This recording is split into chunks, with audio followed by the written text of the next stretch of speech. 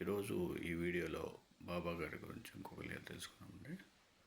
శ్రీ మాధవనాథ్ మహారాజ్ ఇండోర్లో ఎందరినో భక్తి మార్గంలో నడిపించిన మహనీయులు. వీరికి బాబా పట్ల ఎంతో భక్తి శ్రద్ధలు ఉండేవి. బాబా సాహెబ్ రేగే ఒకసారి వీరిని దర్శించి తిరిగి పూణే బయలుదేరుతుంటే ఆయన ఇలా అన్నారు: నీవు మొదట షిరిడీ దర్శించి తర్వాత ఇంటికి వెళ్ళు. ఈ జాబు బాబాకి ఇవ్వు. ఆ జాబులో దేవి సాక్షాత్కారము మొదలగున ఎన్నో విషయాల గురించి ఆయన వ్రాశారు. రేగే షిరిడీ చేరేసరికి అర్ధరాత్రి అవడం వలన సమాధి మందిరం మూసివేశారు. ఏమి చేయాలో తోచక అతడు ఆ జాబు ఒక కిటికీలో పెట్టి అక్కడ నిలబడ్డాడు. చిత్రంగా అతడు చూస్తుండగానే అతని కళ్ళ ఎదుటి దృశ్యమంతా మారిపోయింది.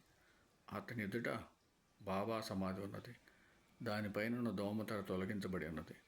కుడి ప్రక్కగా తాను, ఎడమవైపు ఒక పెద్ద పులి ఉన్నాయి. మరుక్షణమే ఎడమవైపు తన బదులు దేవీమూర్తి ఉన్నది. అది చూడగానే మాధవనాథులు జాబులో వ్రాసిన విషయం గుర్తొచ్చింది. దోమతెర లోపల సాయిబాబా చిలింద్రాగుతూ కూర్చొని ఉన్నారు.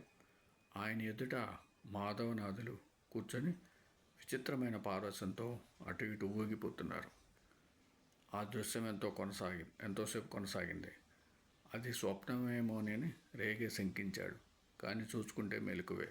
ఆ జాబుతో పాటు మాధవనాథులు సూక్ష్మ రూపంలో సాయిని దర్శించారు. సాయి వారి జాబుకు సమాధానంగా దేవీ దర్శనము, తమ సాన్నిధ్యానందము కూడా వారికి ప్రసాదించారు. ఓం సమసద్గురు సాయినాథ్ మహారాజ్కి జయ. ఓం సమసద్గురు భరద్వాజ్ మహారాజ్కి జయ.